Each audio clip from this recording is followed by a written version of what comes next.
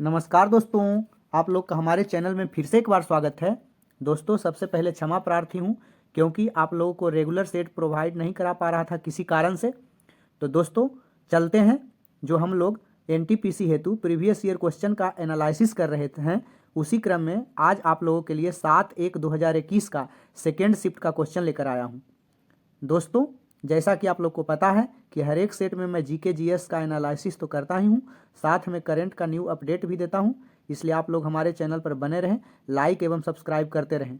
दोस्तों, जितना हो सके डिटेल पढ़ने का कोशिश करें एवं प्रीवियस ईयर क्वेश्चन से हमें यह पता चलता है कि पिछले साल कैसा क्वेश्चन पूछा गया था और उससे जुड़े टॉपिक को हम करके ही एग्जाम में जाएं ताकि उससे मदद मिलेगा। इसलिए प्रीवियस ईयर क्वेश्चन भी उतना ही इंपॉर्टेंट है जितना डिटेल पढ़ना ज़रूरत है। तो दोस्तों देखते हैं पहला क्वेश्चन इस सेट का। सी प्लेन सेवा का प्रचालन करने वाला पहला प्रायद्वीप कौन सा है? तो सी प्लेन सेवा का प्रचालन करने वाला पहला प्रायद्वीप अंडमान और निकोबार प्रायद्वीप है। दोस्तों, इसकी शुरुआत 2010 में हुई थी जी। उस समय नागरिक उड्डयन मंत्री प्रफुल्ल पटेल थे, वही भारत में सी प्लेन सेवा की शुरुआत किए थे और इसका नाम उन्होंने जल हंस रखा था, जल हंस। पानी में चलने वाला यह पहला सी प्लेन सेसना 208 था दोस्तों। अंग्रेजी में नाम इसका सेसना 208 था। दोस्तों, आप लोग को पता ही है हम कि अगर ज़्यादा लिखूंगा तो दोस्तों वीडियो करीब 1 से 1.5 घंटा का हो जाएगा। इसलिए पढ़ने वालों से निवेदन है कि कृपया सुनते चलें, समझते चलें, और जो भाई शुरुआत से तैयारी कर रहे हैं वो डिटेल पढ़ने का प्रयास करें, उन्हें शॉर्ट में समझ में नहीं आएगा। तो दोस्तों इसलिए कम लिखता हूँ क्योंकि हमें सुनने से मतलब है। बाकी दोस्तों, माजुली की अगर बात करें पहला ऑप्शन, तो माजुली जो है विश्व का सबसे बड़ा नदी द्वीप होता है। द्वीप क्या होता है दोस्तों? तो भूमि का ऐसा छोटा टुकड़ा जिसके चारों ओर पानी हो उसे द्वीप बोलते हैं दोस्तों। और 3 ओर पानी से घिरा को बोलते हैं प्रायद्वीप, और चारों ओर पानी से घिरा जमीन के टुकड़ा को द्वीप बोलते हैं। नील प्रायद्वीप की अगर बात करें तो भारत में नील प्रायद्वीप का वर्तमान में नाम क्या पड़ा है? ये करेंट अफेयर में आप लोग पढ़े होंगे। हर एक सेट में मैं फर्स्ट में और लास्ट में एक एक क्वेश्चन पूछता हूँ, आप उसका आंसर कमेंट बॉक्स में देने का प्रयास करें, और बार बार बोलता है नहीं आता है तो सर्च करके ही दें जिससे कि याद रहेगा। तो नेक्स्ट क्वेश्चन देखते हैं। भारत के संविधान के लागू होने के समय इसमें मूलतः कुल कितने अनुच्छेद थे? तो दोस्तों मूलतः 395 हैं थे। आज भी 395 ही है दोस्तों, लेकिन बहुत बार सुने हैं कि 51 ए में या फिर 51 का क में जोड़ा गया। ऐसे करते करते दोस्तों आज 450 के आसपास जो है अनुच्छेद हो चुके हैं, लेकिन आज भी मूलतः 395 ही है। भारतीय संविधान की बात करें तो इसको बनने में 2 वर्ष 11 महीने 18 दिन लगे, और यह संविधान सभा के द्वारा 26 नवंबर 1949 को अंगीकार किया गया, मतलब अपनाया गया, जबकि 26 जनवरी 1950 को इसे लागू किया गया। दोस्तों, संविधान सभा की अंतिम बैठक 24 जनवरी 1950 को हुआ था, जिस पर कि 284 सदस्यों ने अंतिम रूप से हस्ताक्षर किया था। तो इसको याद रखेंगे। नेक्स्ट क्वेश्चन देखते हैं। वर्ण क्रम के कौन से 2 रंग इसके दोनों सिरों का निर्माण करते हैं? तो वर्ण क्रम कहते हैं, आप लोग 7 या 8 में पढ़े होंगे क्लास में कि जब प्रकाश के किरणों को प्रिज्म से होकर गुजारते हैं ना, तो ये 7 रंग में टूट जाता है, और इसी घटना को जो है वर्ण क्रम बोलते हैं, वर्ण विक्षेपण कहते हैं। और इसमें वर्ण क्रम का कुछ इस तरह से क्रम पढ़े होंगे आप लोग, जिसको ट्रिक के तौर पे भी ध्यान रखिएगा। विबग्योर, VIBGYOR, विबग्योर, यही तो वर्ण क्रम, वर्ण पट जिसको बोलते हैं दोस्तों। इसी क्रम में रंग निकलता है प्रिज्म से। तो यही कह रहा है कौन से 2 रंग इसके दोनों सिरों का निर्माण करते हैं? दोनों सिरों पर कौन रंग है? भी बैंगनी को, वायलेट को बताता है, और R फॉर रेड, यही तो है बैंगनी और लाल। देखिए, बाकी इंडिगो इसको बोला जाता है, फिर ब्लू, ग्रीन, येलो, ऑरेंज। तो इस तरह से। और बाकी इंपॉर्टेंट है एग्जाम के लिए रटने वाली चीज़ क्या है? तो बैंगनी रंग का तरंग धैर्य सबसे कम होता है, जबकि लाल रंग का तरंग धैर्य सबसे अधिक होता है। प्लस मतलब अधिक दोस्तों, माइनस मतलब कम, याद रखेंगे। नेक्स्ट क्वेश्चन देखते हैं। निम्नलिखित में से कौन सा सार्वजनिक क्षेत्र उपक्रम जो है एक महारत्न है? इनमें से कौन ऐसी कंपनी है दोस्तों जो महारत्न है? तो इसीलिए कहते हैं प्रीवियस ईयर क्वेश्चन देखें। इस क्वेश्चन के अनुसार देखिए दोस्तों, इसमें 2 महारत्न कंपनी है, लेकिन उस समय जब क्वेश्चन बना था उस समय हाल नहीं था दोस्तों, उस समय भेल महारत्न कंपनी का दर्जा इसे मिला हुआ था। भेल जो है महारत्न कंपनी है। अभी वर्तमान की अगर बात करें तो भारत में महारत्न कंपनियों की संख्या 14 हो गई है दोस्तों, जैसे कि सेल, भेल, गेल, ONGC, कोल इंडिया लिमिटेड, ऐसे करके 14 कंपनियां हैं दोस्तों। और अभी नवीनतम 14वां जो हाल है ये वाला देखिए, इसलिए बोलते हैं कि प्रीवियस ईयर क्वेश्चन का आप लोग रिवीजन करते रहें। हाल जो है दोस्तों, इसको भी नवरत्न कंपनी का दर्जा मिल चुका है। इसका फुल फॉर्म होता है हिंदुस्तान एरोनॉटिक लिमिटेड, इसको भी। तो ये भी इस क्वेश्चन के अनुसार ये दोनों महारत्न कंपनियां हैं दोस्तों, ये दोनों नहीं है। भारत संचार निगम लिमिटेड BSNL का फुल फॉर्म होता है। नेक्स्ट क्वेश्चन देखते हैं, पाखल वन्य जीव अभ्यारण्य कहाँ स्थित है? तो पाखल वन्य जीव अभ्यारण्य दोस्तों वारंगल में स्थित है। वारंगल कहाँ है दोस्तों? हैदराबाद में है। हैदराबाद के आसपास का क्षेत्र है दोस्तों, आंध्र प्रदेश में वारंगल। और पाखल जो है वन्य जीव अभ्यारण्य पाखल झील के बगल में है, जिसको कि 13वीं शताब्दी में काकतीय राजवंश के द्वारा जो है निर्माण किया गया था, काकतीय राजवंश के द्वारा, तो इसको याद रखेंगे। बाकी सिवनी के बारे में बात करें तो सिवनी जिला में पेंच राष्ट्रीय उद्यान है दोस्तों। बाकी और पूछता है लखीमपुर खीरी में दुधवा राष्ट्रीय उद्यान यूपी में पड़ता है दोस्तों। और याद रखेंगे चंदौली, तो चंद्रप्रभा अभ्यारण्य चंदौली जिले में अवस्थित है। तो ये सब याद रखेंगे, बहुत सारे पूछ लिया जाता है। रणथंभौर कहाँ है? राजस्थान में है। तो इसी तरह से पेंच कहाँ है? तो पेंच महाराष्ट्र और मध्य प्रदेश के सीमा पर है दोस्तों, ये सब याद रखिएगा, बहुत सारे पूछा जाता है। तो इसका मतलब प्रीवियस ईयर क्वेश्चन से मतलब हो गया कि अभ्यारण्य हमें पढ़ के जाना है, नेशनल पार्क अभ्यारण्य, ये तो पूरा पढ़ लेते, क्योंकि अभी हम बोलेंगे दोस्तों तो मान ले 2-4 मिनट हो जाएगा सभी अभ्यारण्य को बोलने में, तो उतना बोल नहीं सकते हैं। करेंट अफेयर की अगर बात करें तो सितंबर 2024 तक का डाटा के अनुसार भारत में 106 नेशनल पार्क हैं, जबकि 55 टाइगर रिजर्व हैं दोस्तों। प्रोजेक्ट टाइगर के तहत टाइगर रिजर्व बनना स्टार्ट हुआ 55 2024 सितंबर के अनुसार।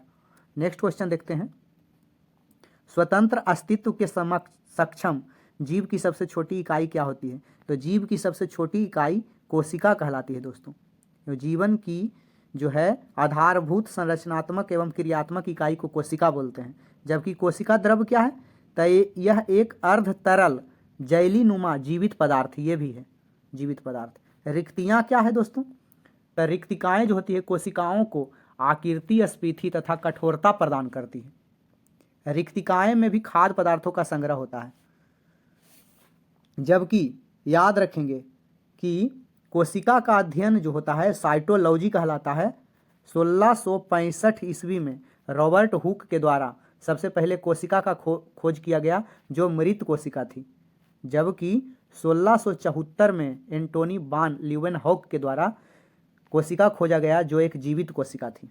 नेक्स्ट क्वेश्चन देखते हैं, और जीव द्रव को, यहाँ देखिए पहला ऑप्शन है दोस्तों, जीव द्रव को जीवन का भौतिक आधार कहा जाता है। नेक्स्ट क्वेश्चन देखते हैं, भारत की प्रथम रेलवे यूनिवर्सिटी कहाँ स्थित है? तो भारत की प्रथम रेलवे यूनिवर्सिटी बड़ोदरा गुजरात में है दोस्तों, जिसे अभी वर्तमान में याद रखेंगे कि अब गति शक्ति विश्वविद्यालय कहा जाता है। करेंट अफेयर में पढ़े होंगे आप लोग, गति शक्ति विश्वविद्यालय कहा जाता है। 2015-16 रेल बजट में तत्कालीन रेल मंत्री जो थे सुरेश प्रभु, उन्होंने रेल विश्वविद्यालय की स्थापना की प्रक्रिया की शुरुआत की घोषणा किए थे। बहुत सारा पूछा जाता है। रेल बजट जो है दोस्तों सुरेश प्रभु पारित किए थे जो 15-16 में, उनके बाद 2017 में याद रखेंगे सबसे पहले रेल बजट एक साथ आता था दोस्तों। 1924 में रेल बजट को अलग कर दिया गया आम बजट से, अब फिर 2017 में जो है मिला दिया गया, तो इसको याद रखेंगे। बहुत सारे चीज़ पूछते हैं दोस्तों। भारतीय रेल आपदा प्रबंधन संस्थान कहाँ है? तो बेंगलुरु में स्थित है। यहाँ देखिए वाराणसी उत्तर प्रदेश की अगर बात करें तो DLW डीजल लोकोमोटिव वर्क्स कहाँ है? तो वाराणसी उत्तर प्रदेश में है। जबकि CLW चितरंजन लोकोमोटिव वर्क्स, ये तो याद ही होगा चितरंजन बोलने से, पश्चिम बंगाल में है दोस्तों। नेक्स्ट क्वेश्चन देखते हैं, बाकी रेल से जुड़ा फैक्ट। दोस्तों 50 सेट करते करते बहुत सारे फैक्ट आपको पता हो जाएंगे, क्योंकि सभी फैक्ट हम नहीं बता सकते हैं। अभी हम लोग रेल का पढ़ें, तब भारत में रेल की कब शुरुआत हुई, सबसे पहला इंजन कौन था, बिजली का इंजन कब चला, ये सब फैक्ट वहाँ पे कर लेना है क्लियर। तो सभी सेट में तो इतना बता नहीं पाऊंगा दोस्तों।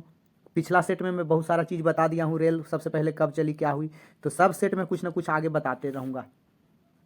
तो इसलिए सभी सेट को मेरा ध्यान देते चले। मैं वादा करता हूँ 50 सेट देखते देखते आपको बहुत नॉलेज हो जाएगा। आकाश गंगा की निकटतम स्पाइरल गैलेक्सी कौन सी है? तो आकाश गंगा के निकटतम स्पाइरल गैलेक्सी एंड्रोमेडा गैलेक्सी है दोस्तों। आकाश गंगा क्या है? तो असंख्य तारों का समूह है दोस्तों। जैसे हमारा सौरमंडल जो है दुग्ध मेखला गैलेक्सी का भाग है। बहुत बार एग्जाम में पूछता है कि हमारी सौरमंडल किस गैलेक्सी का अंग है, तो दुग्ध मेखला। याद रखेंगे कि गैलेक्सी जो है गुरुत्वाकर्षण बल द्वारा आपस में एक दूसरे से बंधे रहते हैं। पहला ऑप्शन की बात करें तो डवार्फ गैलेक्सी है, जो कि अभी नवीनतम ज्ञात गैलेक्सी है, सबसे नया। और पूरे ब्रह्मांड में लगभग 100 अरब गैलेक्सी हैं दोस्तों, और एक गैलेक्सी में 100 अरब तारे भी होते हैं। सोचिए कितने तारे होंगे। और एक तारा सूर्य इतना बड़ा है जिसमें 13 लाख करीब पृथ्वी समा सकती है। आज सूर्य से भी बड़ा बड़ा कितना तारा है, और एक गैलेक्सी में 100 अरब तारे होते हैं, और ऐसे ऐसे 100 अरब गैलेक्सी हैं। सौरमंडल के केंद्र में सूर्य स्थित है दोस्तों, याद रखेंगे, क्योंकि कोपरनिकस सूर्य केंद्रीय सिद्धांत दिए थे, और इसी के सिद्धांत के अनुसार प्रत्येक ग्रह सूर्य के चारों तरफ चक्कर लगाता है। और ग्रहों से रिलेटेड ग्रह गति का नियम कौन दिए थे? तो केपलर दिए थे, तो इसको याद रखिएगा। नेक्स्ट क्वेश्चन देखते हैं। अशोक के प्राचीनतम प्राप्त अभिलेख निम्नलिखित में से किस लिपि में लिखे गए हैं? तो अशोक का जो सबसे प्राचीनतम प्राप्त अभिलेख है वो पता चला है कि ब्राह्मणी लिपि में है। दोस्तों अशोक के लिपि को पढ़ने का जो है सबसे पहले सफलता हाथ किसको लगा था? तो 1837 ईस्वी में जेम्स प्रिंसेप नामक व्यक्ति को मिला था, एक अंग्रेज था। जेम्स प्रिंसेप को सबसे पहले सफलता प्राप्त हुआ था अशोक की लिपि पढ़ने के लिए। अशोक का लिपि अशोक का जो है अभिलेख जो है दोस्तों, सॉरी लिपि बार बार बोल रहे हैं, अशोक का अभिलेख 4 भाषा में प्राप्त हुआ है दोस्तों।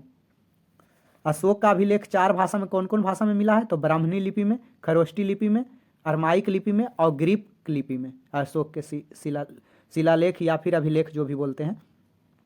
अशोक को शिलालेख लिखने की प्रेरणा कहाँ से प्राप्त हुआ? तब फारस देश से मिला।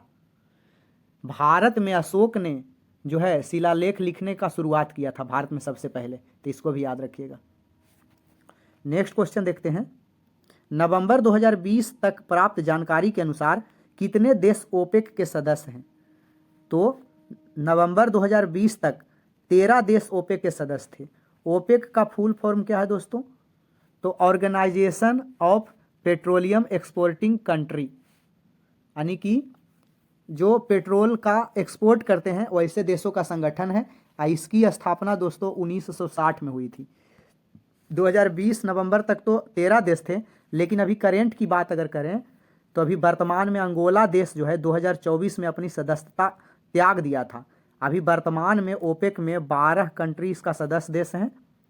अंगोला देश छोड़ दिया है इसका सदस्यता, उसके बाद 12 देश बचे। अंगोला की राजधानी लुआंडा है। नेक्स्ट क्वेश्चन देखते हैं। शब्द आर्टिफिशियल इंटेलिजेंस किसने गढ़ा या किसने आविष्कार किया इस शब्द का? तो इसका आविष्कार किए जॉन मैकार्थी। आर्टिफिशियल इंटेलिजेंस क्या है दोस्तों? तो मशीन में इंसानी बुद्धि विकास करना ही आर्टिफिशियल इंटेलिजेंस होता है। अभी आप व्हाट्सअप खोलिएगा तो सबसे पहले AI का फीचर देखिएगा, यही आर्टिफिशियल इंटेलिजेंस है दोस्तों। और बहुत सारे चीज़ कंप्यूटर गेम, कंप्यूटर और से रिलेटेड सब चीज़ में AI का प्रयोग बढ़ रहा है दोस्तों, तो याद रखेंगे। नेक्स्ट क्वेश्चन देखते हैं। भारत के समुद्री मार्ग की पहली बार खोज किसने की थी? बहुत बार क्वेश्चन आता है दोस्तों कि भारत की खोज किसने की थी, जो कि एक गलत क्वेश्चन है। भारत तो बहुत पहले से है, खोजेगा कौन दोस्तों? भारत पहुंचने का समुद्री मार्ग की खोज कौन की थी, ये सटीक क्वेश्चन है।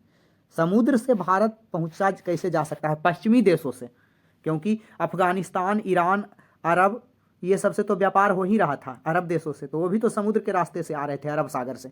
लेकिन पश्चिमी देशों से भारत का समुद्री मार्ग का खोज किसने किया था? तो पुर्तगालियों ने। जिसका कि नाम था वास्को डी गामा। वो 1498 ईस्वी में सर्वप्रथम भारत पहुंचा था और कालीकट बंदरगाह पे उतरा था। अब भारत पहुंचने में इसको मदद कौन किया था? अब्दुल मजीद या मनीक बोलते हैं उस व्यापारी को। वास्को डी गामा एक बार नहीं दोस्तों, 2 बार भारत आया था। भारत आने वाले प्रथम यूरोपीय कंपनी जो है पुर्तगाली कंपनी है। सबसे पहले 1503 में अपना कोचीन में कारखाना स्थापित किया था दोस्तों, और दूसरा कंपनी डच है। अंग्रेज भी भारत में कंपनी स्टार्ट किया, पहुंचा 1600 ईस्वी में, तो इसको भी याद रखिएगा। नेक्स्ट क्वेश्चन देखते हैं। अक्टूबर 2020 तक प्राप्त जानकारी के अनुसार भारत का अटॉर्नी जनरल कौन है? तो अक्टूबर 2020 तक के वेणुगोपाल थे, जिस समय क्वेश्चन पूछा गया था। याद रखेंगे वर्तमान में अगर बात करें करंट अफेयर की, तो 2024 में आर वेंकट रमनी जो हैं भारत के वर्तमान अटॉर्नी जनरल हैं। ये सितंबर 2024, अक्टूबर 2024, नवंबर 2024 जो भी कहिए, यानी 2024 वर्तमान में यही है। भारत के वर्तमान सॉलिसिटर जनरल एक होते हैं दोस्तों, वो तुषार मेहता जी हैं, तो इसको याद रखिएगा। यानी वर्तमान में अटॉर्नी जनरल जो है आर वेंकट रमनी है, आर वेंकट रमनी, और सॉलिसिटर जनरल तुषार मेहता है। भारत के पहले महान्यायवादी की बात करें तो MC सीतलवाड़ थे। अब भारत के महान्यायवादी भारत सरकार का मुख्य कानूनी सलाहकार होता है। अब भारतीय संविधान में इसका वर्णन 148 से लेके 151 तक है कैग के रूप में। CAG CAG, controller and auditor general, CAG के बारे में इसका वर्णन है दोस्तों 148 से 151 तक। नियंत्रक कैग की अगर बात करें तो नियंत्रक एवं महालेखा परीक्षक की नियुक्ति राष्ट्रपति द्वारा किया जाता है। और कैग की नियुक्ति 6 वर्ष या 6 साल या 65 वर्ष के आयु तक होता है। जो कम आयु में बनेगा वो 6 वर्ष तक रहेगा, और मान ले कोई 62 वर्ष की आयु में ही बना तो दोस्तों ये 3 साल ही बना रहेगा अपने पद पे। तो इस तरह से कैग क्या करता है दोस्तों? तो सार्वजनिक धन का रखवाला होता है। कैग का मेन कर्तव्य है कि बजट में जो प्रावधान किया गया है उस नियम का पालन सही से हो रहा है कि नहीं, यह जांच करना। अब कैग के रिपोर्ट पर लोक लेखा समिति विचार करता है। नेक्स्ट क्वेश्चन देखते हैं। तो अटॉर्नी जनरल और कैग दोनों को समझते चलें बढ़िया से। एम द्रव्यमान की कोई वस्तु भी वेग से गतिमान है तो इसके संवेग को डैश द्वारा व्यक्त किया जाता है। अगर एम द्रव्यमान की कोई वस्तु है, द्रव्यमान m है, m kg, और वेग है v मीटर पर सेकेंड, तो कहता है संवेग को किसके साथ व्यक्त करेंगे? संवेग बराबर होता है द्रव्यमान गुने वेग, p बराबर होता है दोस्तों mv। तो द्रव्यमान किसी वस्तु का m है, अब वेग उसका रियल में भी v है, यानी कि mv। द्रव्यमान गुने वेग को संवेग बोलते हैं, मतलब mv होगा दोस्तों, इसका याद रखेंगे। और अगर बात करें कि आगे की, तो हाफ mv² आप लोग पढ़े होंगे गतिज ऊर्जा, काइनेटिक एनर्जी की अगर बात करें तो गतिज ऊर्जा बराबर होता है हाफ mv²। तो ये सेकेंड ऑप्शन वाला हो जाएगा दोस्तों। नेक्स्ट क्वेश्चन देखते हैं। निम्नलिखित में कौन भारतीय राष्ट्रीय कांग्रेस के चरमपंथी नेता नहीं थे? चरमपंथी नेता नहीं थे दोस्तों, कौन? तो सुरेंद्र नाथ बनर्जी चरमपंथी नेता नहीं थे। अब सबसे पहले भारतीय राष्ट्रीय कांग्रेस की अगर बात करें तो बराबर बताए हैं 28 दिसंबर 1885 को इसकी स्थापना हुई थी कांग्रेस की। भारतीय राष्ट्रीय आंदोलन के 3 चरण हैं दोस्तों। एक उदारवादी चरण विचारधारा के काल बोलते हैं, जिसको कि 1885 से 1905 तक के काल को बोलते हैं, जबकि उग्रवादी विचारधारा का काल 1905 से लेके 1919 तक को बोला जाता है। और एक गांधी युग होता है दोस्तों, जिसको कि 1919 से 1947 तक को बोलते हैं। उदारवादी कांग्रेस के नेताओं में SN बनर्जी शामिल थे। अच्छा, SN बनर्जी जिसको कि सुरेंद्र नाथ बनर्जी बोलते हैं, वो ICS में सफलता प्राप्त करने वाले पहले भारतीय थे। SN बनर्जी, सुरेंद्र नाथ बनर्जी को जो है बिना ताज का बादशाह भी कहा जाता है। अच्छा, बाल गंगाधर तिलक की बात करें तो लाल बाल पाल का नाम सुने होंगे दोस्तों। ये उग्र विचार लाने का श्रेय इन्हीं तीनों को जाता है। लाल से लाला लाजपत राय, बाल से बाल गंगाधर तिलक, पाल से बिपिन चंद्र पाल, बहुत बार तो नाम पूछा जाता है दोस्तों, बिपिन चंद्र पाल। याद रखेंगे कि बिपिन चंद्र पाल को बाल गंगाधर तिलक का सेनापति भी कहा जाता है। श्री अरविंदो घोष के बारे में कहा जाता है कि ये ऐसे कौन से स्वतंत्रता सेनानी थे जो बाद में संत बन गए, साधु बन गए। तो अरविंद घोष यही बोले थे कि भारतीय राष्ट्रीय कांग्रेस को कि यह क्षय रोग से मरेगी एक दिन। नेक्स्ट क्वेश्चन देखते हैं। एशियाई खेल 2018 में 25 मीटर पिस्टल वर्ग में स्वर्ण पदक किसने जीता? तो दोस्तों 2018 वाला राही सरनोबत जीते थे। दोस्तों टाइम लगता है तो टाइम स्पेंड करें, क्योंकि आपका काम ही है टाइम स्पेंड करना। यहाँ जब तक टाइम नहीं दीजिएगा तो कोई चीज़ नहीं बनेगा दोस्तों। बहुत सारे देखते हैं दोस्तों लंबा वीडियो है छोड़ के चल जाते हैं, ऐसे में कभी तैयारी नहीं हो पाएगा। सब तो वीडियो लंबा ही रहेगा तो मतलब नहीं पढ़िएगा आप लोग। तो देखते हैं एशियाई खेल 2018 में 25 मीटर पिस्टल वर्ग में स्वर्ण पदक जीते थे राही सरनोबत। अगर करेंट अफेयर की बात करें तो भारत ने अभी सबसे पहले याद रखेंगे कि 18 के बाद 4 साल के बाद एशियाई खेल 2022 का कहाँ हुआ? तो हांगझाऊ चीन में हुआ। 19वां एशियाई खेल हांगझाऊ चीन में हुआ, जिसमें भारत ने 28 स्वर्ण पदक, 38 रजत पदक और 41 जो है कांस्य समेत टोटल 107 पदक जीता, जिसमें नीरज चोपड़ा, ज्योति सुरेखा और पारुल चौधरी, अन्नू रानी ये सब सभी थे। एशियाई खेल 2022 में क्रिकेट और कबड्डी टीम ने भी 2-2 स्वर्ण पदक अपना नाम किया दोस्तों, याद रखेंगे। भारतीय पुरुष हॉकी टीम ने जापान को हराकर एशियाई खेल 2022 में स्वर्ण पदक जीता था। नेक्स्ट क्वेश्चन देखते हैं। हरियाणा में भारत सरकार द्वारा किस स्थान पर नाभिकीय विद्युत संयंत्र लगाया जा रहा है? तो हरियाणा में गोरखपुर में। अभी याद रखेंगे एक गोरखपुर दोस्तों याद रखेंगे कि उत्तर प्रदेश में भी है, तो गोरखपुर हरियाणा में भी है। तो याद रखेंगे कि हरियाणा में भारत सरकार द्वारा गोरखपुर नामक स्थान पर नाभिकीय विद्युत संयंत्र लगाया जा रहा है, और बहुत सारा नाभिकीय विद्युत संयंत्र भी भारत में लगाया जा रहा है। और भी नाभिकीय विद्युत संयंत्र नाभिकीय रिएक्टर से संचालित होता है दोस्तों। और नाभिकीय रिएक्टर का निर्माण सर्वप्रथम कौन किया था? तो इस व्यक्ति का नाम याद रखिएगा, एनरिको फर्मी। हो सकता है एग्जाम में पूछ ले, बहुत इंपॉर्टेंट क्वेश्चन है। एनरिको फर्मी ने नाभिकीय रिएक्टर का आविष्कार किया था। भारत में और भी प्रस्तावित नाभिकीय रिएक्टर हैं, जैसे कोबाड़ा आंध्र प्रदेश में लगेगा, जैतपुर महाराष्ट्र में, चुटका मध्य प्रदेश में, कवाली आंध्र प्रदेश में। ये सब जगह पे नाभिकीय विद्युत संयंत्र लगाने का विचार कर रही है सरकार, प्रस्तावित है। नेक्स्ट क्वेश्चन देखते हैं। 1 फरवरी 2019 में अंतरिम केंद्रीय बजट किसने पेश किया था? तो पीयूष गोयल ने किया था। अंतरिम केंद्रीय बजट क्या होता है दोस्तों? तो कोई भी सरकार जब अपना मंत्रिपरिषद का निर्माण करती है अपना लोकसभा हेतु, जैसे 2014 में मोदी का सरकार बना, प्रधानमंत्री नरेंद्र मोदी का, तो 14 से लेके 19 तक 2019 तक इनका कार्यकाल चलेगा 5 साल के लिए। तो इन्होंने पिछले 5 वर्षों में कौन कौन काम किए, किस तरह से किए, इसका लेखा जोखा, मतलब 2019 जब खत्म होने वाला रहता है तो 1 महीना पहले पूरा लेखा जोखा देते हैं। इसी को अंतरिम केंद्रीय बजट बोलते हैं दोस्तों। तो 2019 में तत्कालीन वित्त मंत्री थे अरुण जेटली जब बीमार पड़ गए थे तो उसी कारण से पीयूष गोयल पेश किए थे अंतरिम बजट, इसलिए क्वेश्चन बन गया था उस समय का करेंट। भारत के इतिहास में संविधान लागू होने के बाद पहला अंतरिम बजट मोरारजी देसाई ने 1962-63 का बजट पेश किया था। सबसे पहला अंतरिम बजट पूछेगा, सबसे पहले अंतरिम बजट भारत में कब लागू किया गया था? तो मोरारजी देसाई के द्वारा सबसे पहला। और स्वतंत्र भारत में प्रथम अंतरिम बजट कब हुआ था? तो 26 नवंबर 1947 को। उस समय वित्त मंत्री थे RK शनमुखम सेट्टी ने प्रस्तुत किया था। याद रखेंगे वित्त मंत्री निर्मला सीतारमण ने भी 1 फरवरी 2024 को 24-25 के लिए अंतरिम बजट पेश किए थे। अंतरिम बजट को संसद में बिना किसी चर्चा के पेश किया जाता है, जिसे वोट ऑन काउंट बोलते हैं, इसको याद रखेंगे। और अंतरिम बजट में किसी भी नया प्रकार का कोई योजना का घोषणा नहीं किया जाता है दोस्तों, कि अगला साल हम ऐसे करेंगे।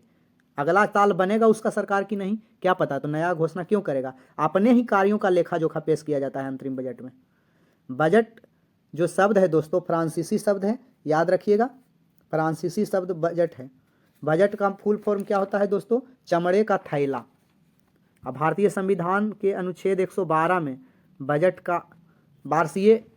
का वर्णन वार्षिक वित्तीय लेखा जोखा के रूप में किया गया है। बजट नहीं बोला गया है, वार्षिक वित्तीय विवरण के बारे में ऐसा वर्णन करके लिखा गया है कि लेखा जोखा है एक वर्ष का, बजट का मतलब पूरे 5 साल का बजट जो होगा देश का। नेक्स्ट क्वेश्चन देखते हैं, घरेलू मक्खी का जीव वैज्ञानिक नाम क्या है? तो घरेलू मक्खी का जीव वैज्ञानिक नाम म्यूस्का डोमेस्टिका है दोस्तों। बहुत बार वैज्ञानिक नाम पूछा जाता है, बहुत सारे एग्जाम में तो मनुष्य का वैज्ञानिक नाम भी पूछ लिया गया है, जिसका कि देखिए नीचे चौथा ऑप्शन में होमो सेपियंस है। याद रखेंगे कि पहला ऑप्शन देखिए ट्रिटिकम एस्टिबियम किसका नाम है दोस्तों? तो यह गेहूं का वैज्ञानिक नाम है। घरेलू मक्खी का तो जान ही गए म्यूस्का डोमेस्टिका है, मनुष्य का होमो सेपियंस। बिल्ली का भी वैज्ञानिक नाम याद रखिएगा फेलिस डोमेस्टिका। बाघ हमारा राष्ट्रीय पशु है, इसलिए इसका याद रखिएगा पैंथेरा टाइग्रिस। जो राष्ट्रीय जीव जंतु है उसका याद रखिएगा, बाघ का पैंथेरा टाइग्रिस होता है, मोर का होता है पावो क्रिस्टेसस, गाय का याद रखिएगा बोस इंडिकस। ये सब इंपॉर्टेंट है दोस्तों। सेतु भारतम कार्यक्रम किस वर्ष में शुरू किया गया था? तो सेतु भारतम 2016 में स्टार्ट किया गया था दोस्तों।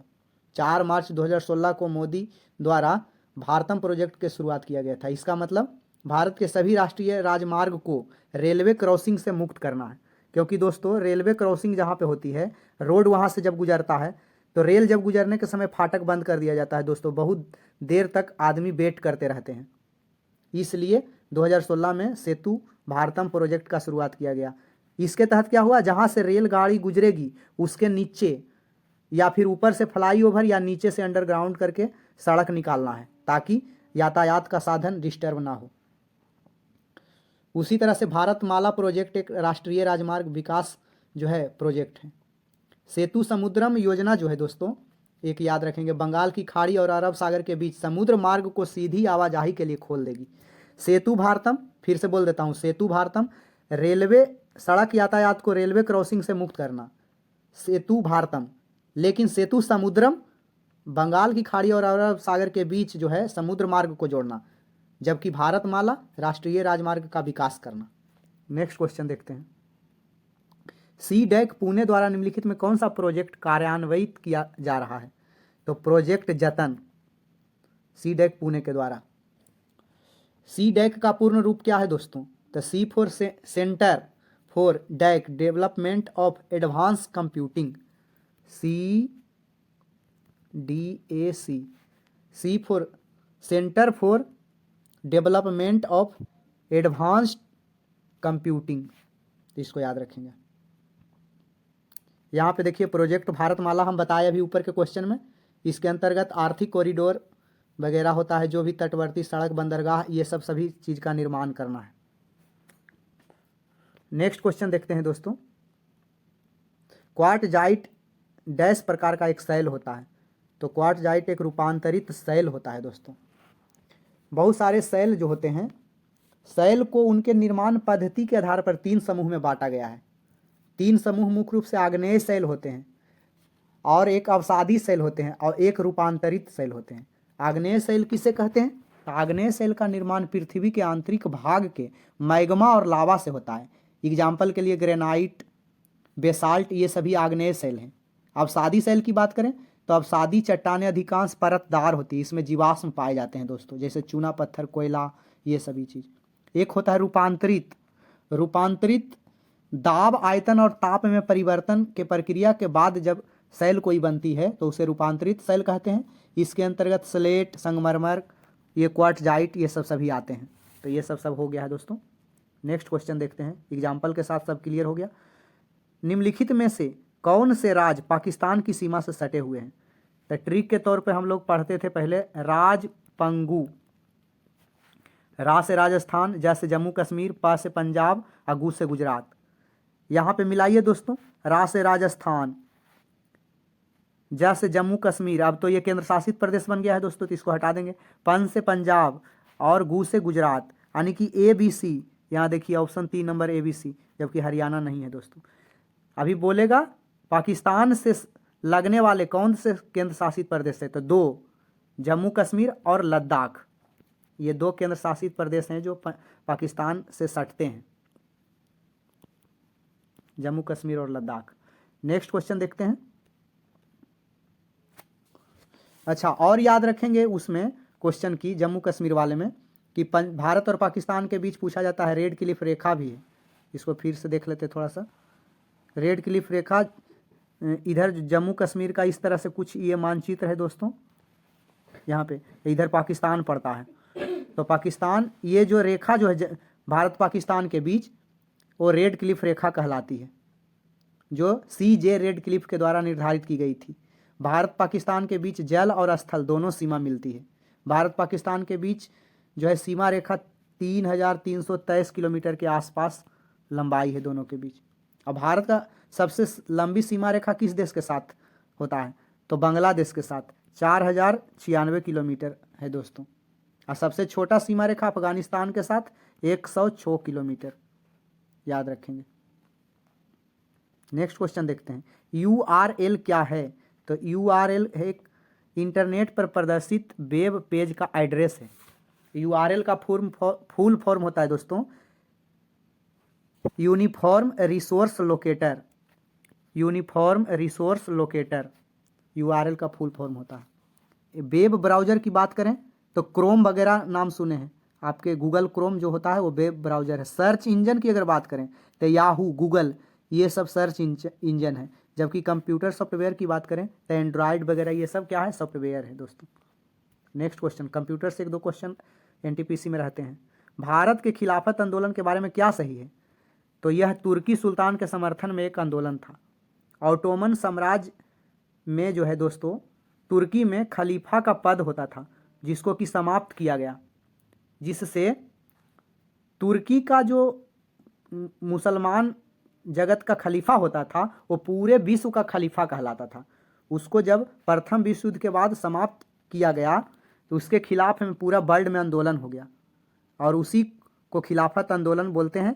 यह जो है 1919 से 1922 तक चला दोस्तों। भारत में इसका नेतृत्व अली बंधु किया था, जिसका कि नाम पिछला सेट में हम लोग पढ़े थे, मोहम्मद अली और शौकत अली ने किया था। पूरा तुर्की के सुल्तान मुस्लिम जगत के खलीफा होते थे और तुर्की सम्राट के साथ अपमानजनक सेब्रेस के संधि हुआ था 1920 में, याद रखिएगा इसको भी। 1920 में सेब्रेस की संधि हुआ था, उसी के तहत उसको अपमानित किया गया था, खलीफा पद समाप्त किया गया था। इसीलिए पूरे मुस्लिम जगत के लोग एक हो गए और उसके विरुद्ध आंदोलन करने लगे। इसी समय जो है खिलाफत आंदोलन के समय ही असहयोग आंदोलन भी 1920 में प्रारंभ हुआ था। महात्मा गांधी इन परिस्थिति के संदर्भ में कहे थे कि ऐसा हिंदू मुस्लिम के बीच एकता का अवसर 100 साल के बीच भी नहीं आएगा। महात्मा गांधी बोले थे कि अभी उसको ज़रूरत है, उसको मदद करो, तब मुस्लिम भी हिंदुओं का साथ देगा दूसरे चीज़ में। 1924 में आधुनिक तुर्की के जनक के कहे जाते हैं मुस्तफ़ा कमाल पाशा, वो भी खलीफा पद को समाप्त किए थे। यानी कि आधुनिक तुर्की के जनक मुस्तफ़ा कमाल पाशा ने भी 1924 में खलीफा पद को समाप्त किया था। नेक्स्ट क्वेश्चन देखते हैं। भूगोल का जनक किसे कहा जाता है, माना जाता है? तो इरेटोस्थनीज को कहा जाता है भूगोल का जनक। भूगोल में बहुत सारे क्षेत्र होते हैं, इस सब का अलग अलग। जीव विज्ञान का जनक देखिए अरस्तु को कहा जाता है, तो इसको याद रखेंगे। भूगोल में अलग अलग क्षेत्रों के अलग अलग जनक होते हैं। जैसे दोस्तों सांस्कृतिक भूगोल का जनक कार्ल ओस्वायर को कहा जाता है, जबकि भौतिक भूगोल का जनक पोलिडोनियन को कहा जाता है। मानव भूगोल का जनक फ्रेडरिक राइटजेल और कार्ल रिटर को कहा जाता है। जबकि ये पहला ऑप्शन देखिए थेल्स पर में भी आप लोग मैथ में पढ़े होंगे। गणितीय भूगोल का जनक थेल्स को कहा जाता है। विश्व का मानचित्र के निर्माणकर्ता सर्वप्रथम अनेकजी मिंडर को माना जाता है, इसको याद रखिएगा। सबसे पहले विश्व का मानचित्र कौन बनाया था? अनेकजी मिंडर। नेक्स्ट क्वेश्चन देखते हैं। अक्टूबर 2020 तक प्राप्त जानकारी के अनुसार नेपाल का राष्ट्रपति कौन है? तो विद्या देवी भंडारी थी उस समय दोस्तों। लेकिन करेंट की अगर बात करें तो करेंट में अगर बात करें तो वर्तमान में राष्ट्रपति रामचंद्र पौंडेल जी हैं। यह तीसरा राष्ट्रपति चुने गए वहाँ के। नेपाल के पहले राष्ट्रपति रामवरण यादव थे और विश्वेश्वर प्रसाद कोइराला नेपाल के पहले प्रधानमंत्री थे। एक हीरोइन का नाम सुने होंगे मनीषा कोइराला, वो प्रधानमंत्री से ही कोई थे संबंधित ही थे, उनका मतलब पोती थे या फिर जो भी, तो वही। और जुलाई 2024 में नेपाल में केपी शर्मा ओली चौथी बार प्रधानमंत्री बन गए हैं। फिर से बोल देता हूँ, नेपाल के पहले राष्ट्रपति रामवरण यादव, अभी वर्तमान में राष्ट्रपति रामचंद्र पौंडेल, नेपाल के पहले राष्ट्रपति प्रधानमंत्री विशेश्वर प्रसाद कोइराला और वर्तमान में प्रधानमंत्री केपी शर्मा ओली, चारों हो गया। नोबेल पुरस्कार देने वाली संस्था स्वीडिश अकादमी डैश क्षेत्र से संबंधित है।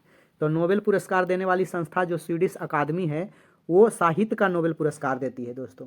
अभी वर्तमान में साहित्य का नोबेल पुरस्कार 2024 में मिल चुका है, जो हान कांग को मिला है। किस व्यक्ति को मिला है? हान कांग। कहाँ के हैं दोस्तों? साउथ कोरिया के हैं, दक्षिण कोरिया के। तो इनको याद रखिएगा। शांति का भी याद रखिएगा, नोबेल पुरस्कार ज़्यादा पूछता है साहित्य और शांति का, इसलिए याद रखेंगे। शांति का निहोन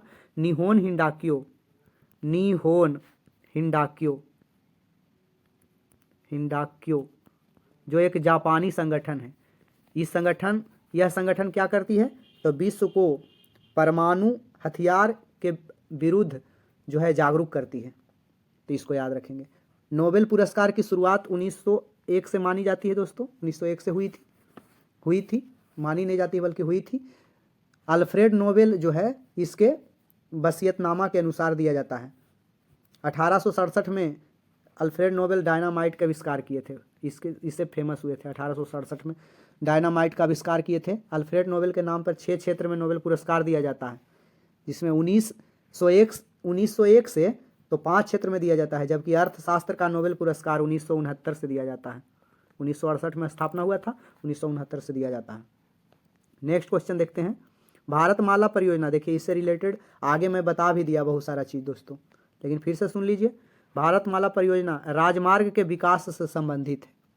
इसकी शुरुआत 2017 में हुई, 16 में ही घोषणा हुआ था, 17 से स्टार्ट हुआ दोस्तों नितिन गडकरी के द्वारा, और इसका जो है घोषणा किया गया 2017 में बनाने के लिए। और इस भारतमाला प्रोजेक्ट के तहत जो है लगभग 35,000 किलोमीटर आर्थिक गलियारे का विकास किया जाना है। और 4 धाम महामार्ग विकास परियोजना भी इसी के अंतर्गत है। उत्तराखंड में स्थित 4 धाम जो है गंगोत्री, यमुनोत्री, केदारनाथ और बद्रीनाथ, इसको भी जोड़ना है इसके तहत। नेक्स्ट क्वेश्चन देखते हैं। येलो वेस्ट विरोध किस देश से संबंधित है? तो येलो वेस्ट विरोध जो है फ्रांस से संबंधित है। बहुत चर्चा में था दोस्तों उस समय। 2018 में शुरुआत हुआ था इसका, यानी कि यह विरोध प्रारंभ हुआ था। 1968 के बाद से सबसे उग्र प्रदर्शन पेरिस का ये रहा। पेरिस में हुआ था 1968 में एक भयानक विद्रोह। उसके बाद से येलो वेस्ट जो है विरोध बहुत फेमस हुआ, इसलिए चर्चा में बन गया था करंट में। 2018 में जो है इसको पूरा चर्चा का विषय रहा था। और यह मूवमेंट जो है लीडरलेस था, मतलब इसका नेतृत्वकर्ता कोई नहीं था। क्यों था? क्योंकि फ्रांस में जो है पेट्रोल और डीजल के दाम में बढ़ोतरी हो गए थे, इसी कारण से येलो वेस्ट विरोध किया गया था वहाँ के जनताओं के द्वारा। नेक्स्ट क्वेश्चन देखते हैं। निम्नलिखित में से कौन सा एप्लीकेशन सॉफ्टवेयर है? तो ग्राफिक्स एप्लीकेशन सॉफ्टवेयर है दोस्तों। अभी हम लोग पढ़े थे एंड्रॉयड एप्लीकेशन सॉफ्टवेयर है। एप्लीकेशन सॉफ्टवेयर क्या होता है? तो प्रोग्राम का समूह होता है जिससे किसी भी प्रकार का कोई काम किया जाता है। जैसे किसी ऐप को लॉक करना, आप ऐप को लॉक करके रखते हैं तो एक प्रकार का सॉफ्टवेयर है। यानी कि एक ऐसा प्रोग्राम का ये समूह होता है जिससे किसी कार्य को किया जाता है, यानी कोई कार्य करने के उद्देश्य से इसको डेवलप किया जाता है, इसीलिए। नेक्स्ट क्वेश्चन देखते हैं दोस्तों। कंप्यूटर से रिलेटेड बहुत सारे चीज़ बता दिए थे कि आधुनिक कंप्यूटर की खोज 1946 ईस्वी में हुई थी। 1960 के दशक में महान क्रांति कंप्यूटर के क्षेत्र में आया था। चार्ल्स बेबेज के कंप्यूटर के पितामह कहा जाता है। ये सब बहुत सारा क्वेश्चन बता दिया था। सब सेट में बताना संभव नहीं है दोस्तों, बहुत लंबा टाइम हो जाएगा। नया क्वेश्चन में इसलिए ज़्यादा टाइम देते हैं, पुराने सेट को भी देखते चलें। निम्नलिखित में कौन चंद्रगुप्त द्वितीय के 9 रत्नों में से एक हैं? बराह मिहिर 9 रत्न में से एक है दोस्तों। बहुत सारे राजा पहले अपने सलाहकार रखते थे और हर एक क्षेत्र में सब लोग विद्वान होता था। जैसे ये नवरत्न इनके चंद्रगुप्त द्वितीय के दरबार में रहा करते थे, 9 रत्नों में से एक। 9 रत्न चंद्रगुप्त द्वितीय के दरबार में रहते थे। चंद्रगुप्त द्वितीय का शासनकाल भारत में 375 से 414 एडी तक माना जाता है। चंद्रगुप्त द्वितीय को गुप्त काल का महानतम शासक माना जाता है। नवरत्न उनके दरबार में कौन कौन रहते थे? तो कालिदास, धन्वंतरी, छपणक, अमर सिंह, शंकु, बररुचि, बेताल भट्ट, घटपर और बराह मिहिर, जिनका कि अभी हम लोग चर्चा किए। बराह मिहिर क्या थे? तो ये खगोल शास्त्री थे। जबकि अमर सिंह का नाम हम लिए, अमर सिंह अमरकोश के लिए प्रसिद्ध हैं। बहुत क्वेश्चन पूछा जाता है कि अमरकोश के रचयिता कौन है? अमर सिंह। शंकु जो थे वास्तुकार थे। ब्रह्मगुप्त, इनका देखिए 4 नंबर ऑप्शन की बात करें तो यह इनका पुस्तक एक है ब्रह्म सिद्धांत, इन्होंने ही लिखा था।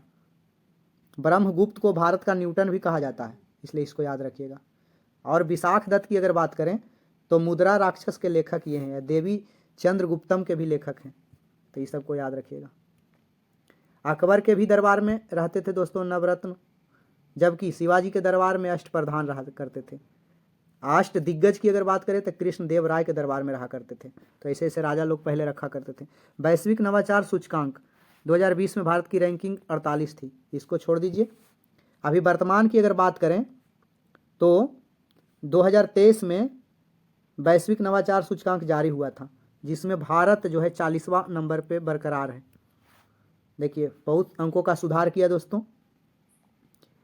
भारत का 2015 में 81 स्थान था, अब सोचिए अभी वर्तमान में 40 नंबर पे आया है, मतलब नवाचार के क्षेत्र में भारत सुधार किया था। वैश्विक नवाचार सूचकांक में 13 वर्ष से स्विट्जरलैंड 1 नंबर पे बना हुआ है। तो वर्तमान में फर्स्ट नंबर पे स्विट्जरलैंड है, 40 नंबर भारत का रैंक है नवाचार सूचकांक में। कुछ और सूचकांक का बराबर एग्जाम में पूछता है। वैश्विक भुखमरी सूचकांक में भारत का पोजीशन 105 नंबर पे भी है दोस्तों, स्थिति गंभीर है। और बेलारूस प्रथम स्थान पे है, यानी कि वहाँ सबसे कम भूखे सोते हैं लोग, सबको खाना मिलता है। भारत में लोग काफ़ी भूखे रहते हैं दोस्तों, जिन्हें खाना 2-3 टाइम का नहीं मिल पाता है बढ़िया से। वैश्विक शांति सूचकांक में भारत 116 स्थान पे है, जबकि आइसलैंड 1 नंबर पे है। मानव विकास सूचकांक में भारत 134 पोजीशन पे है दोस्तों, जबकि स्विट्जरलैंड 1 नंबर पे अभी वर्तमान में है। पहले रहता था नॉर्वे दोस्तों, इसको पछाड़ के इस बार स्विट्जरलैंड 1 नंबर पे आया है। भ्रष्टाचार धारणा सूचकांक में भारत है 93 नंबर पे है दोस्तों, जबकि डेनमार्क 1 नंबर पे है। सबसे कम भ्रष्टाचार डेनमार्क में होता है। नेक्स्ट क्वेश्चन देखते हैं। राज्यसभा के पहले सभापति कौन थे? तो राज्यसभा के पहले सभापति डॉक्टर सर्वपल्ली राधाकृष्णन थे। याद रखेंगे कि भारतीय राज्यसभा के सभापति और उपसभापति का उल्लेख भारतीय जो है संविधान के अनुच्छेद 89 में वर्णित है। राष्ट्रपति पद का सृजन अगर जो है 63 में है। राष्ट्रपति का चर्चा हम क्यों किए? क्योंकि राज्यसभा के सभापति होते हैं उपराष्ट्रपति, जो उपराष्ट्रपति होते हैं वही राज्यसभा के सभापति होते हैं। तो इसीलिए राष्ट्रपति के बारे में चर्चा की कि 63 नंबर अनुच्छेद में राष्ट्रपति पद का सृजन के बारे में बताया गया है। और संविधान के अनुच्छेद 64 के अंतर्गत उपराष्ट्रपति राज्यसभा का पदेन सभापति होते हैं, ऐसा कहा गया। उपराष्ट्रपति राज्यसभा के सदस्य नहीं होते हैं, लेकिन सभापतित्व करते हैं और निर्णायक मत देते हैं। कभी कभी तो ऐसा क्वेश्चन पूछ दिया जाता है कि कौन ऐसा संस्था है इन 4 में जिसका कि सदस्य उसके संस्था से नहीं होते हैं? तो राज्यसभा के सभापति राज्यसभा के सदस्य नहीं होते हैं, फिर भी उसका सभापतित्व करते हैं। वर्तमान में राज्यसभा के जो है सभापति उपसभापति हरिवंश नारायण है, जबकि राज्यसभा के सभापति अभी जो उपराष्ट्रपति हैं जगदीप धनखड़ जी वही हैं, याद रखेंगे। नेक्स्ट क्वेश्चन देखते हैं दोस्तों।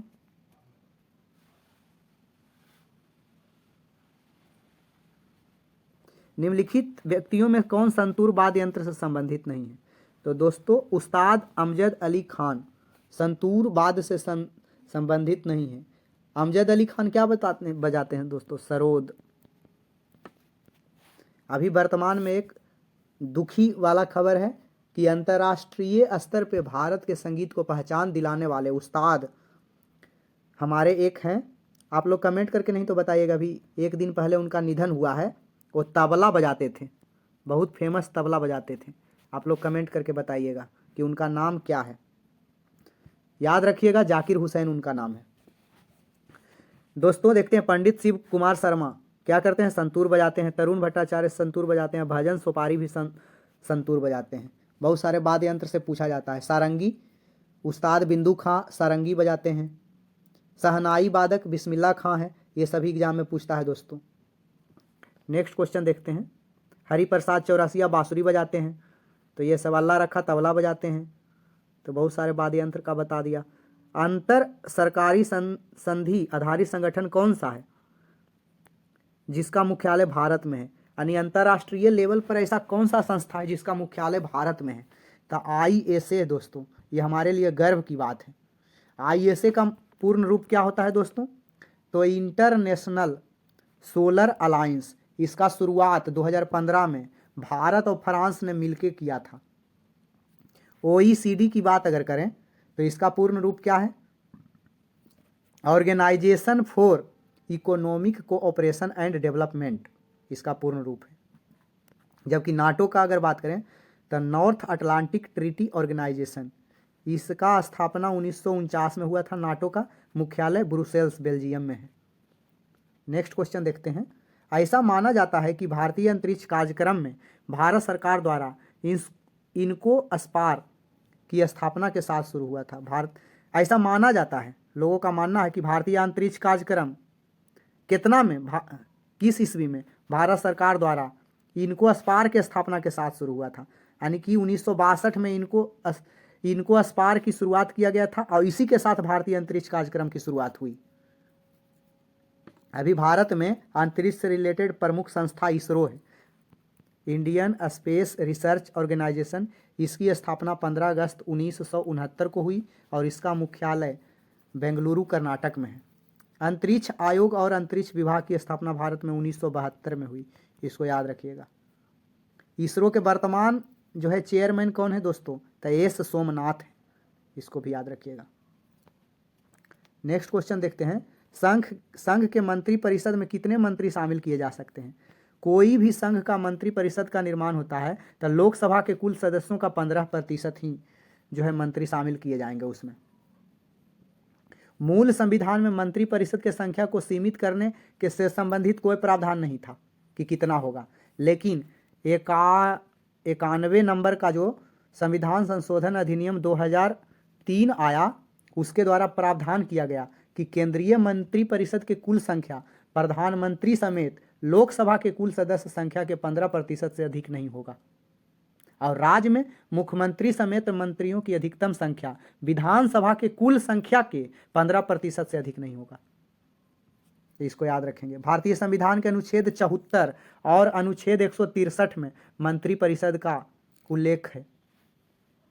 अनुच्छेद 74 में संघीय मंत्री परिषद और जबकि अनुच्छेद 163 में राज्य के मंत्री परिषद। 74 और 163 दोनों में मंत्री परिषद का उल्लेख है, इसमें संघीय और इसमें राज्यीय स्तर पर। 69वां संविधान संशोधन अधिनियम 1991 के द्वारा 70 सदस्यीय विधानसभा और 7 सदस्यीय मंत्री परिषद का प्रावधान केंद्र शासित प्रदेश दिल्ली के लिए प्रावधान किया गया है, याद रखेंगे। नेक्स्ट क्वेश्चन देखते हैं। भट्ठियों जैसे अपेक्षाकृत उच्च तापमान मापने के लिए निम्नलिखित में किस यंत्र का प्रयोग किया जाता है? तो तापमान मापने के लिए थर्मामीटर का भी उपयोग किया जाता है दोस्तों, लेकिन यहाँ बोला गया कि भट्ठी वगैरह अपेक्षाकृत उच्च तापमान जैसे सूर्य का तापमान, ऊंचे गर्म पिंडों का तापमान, ये सब मापने के लिए किसका? तो पायरोमीटर का उच्च तापमान मापने के लिए प्रयोग किया जाता है।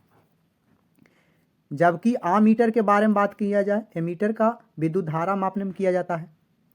बोलोमीटर का तो उपयोग ऊष्मीय विकिरण मापने में किया जाता है, जबकि फ्लक्स मीटर का उपयोग फ्लक्स को मापने में किया जाता है।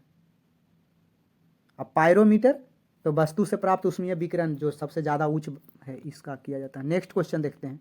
राष्ट्रीय ग्रामीण स्वास्थ्य मिशन किस वर्ष में शुरू किया गया था? तो दोस्तों यह 2005 में शुरू किया गया था। 12 अप्रैल 2005 को राष्ट्रीय ग्रामीण स्वास्थ्य मिशन की शुरुआत किया गया था यूपीए सरकार के द्वारा, यानी कि कांग्रेस और उसके गठबंधन के द्वारा। उसी तरह से भी वर्तमान में याद रखेंगे कि बहुत वर्ल्ड का सबसे फेमस और रिकॉर्डधारी योजना की शुरुआत 23 सितंबर 2018 को हुआ था। रांची के प्रभात फेरी मैदान से किया गया था। क्या उसका नाम था? तो आयुष्मान भारत योजना।